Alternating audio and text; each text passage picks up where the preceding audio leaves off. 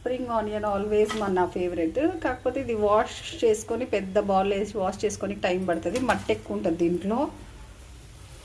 Actually శనగపప్పు వేసి ఇది టమాటో స్ప్రింగ్ ఆనియన్, కాకపోతే శనగపప్పు వేసినా చాలా బాగుంటుంది.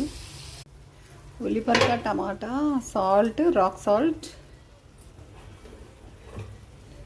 మిర్చి, ఉల్లిపరక,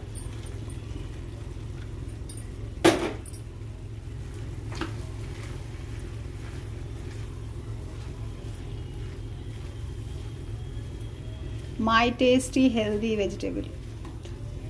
దీంట్లో శనగపప్పు కూడా యాడ్ చేసుకోవచ్చు.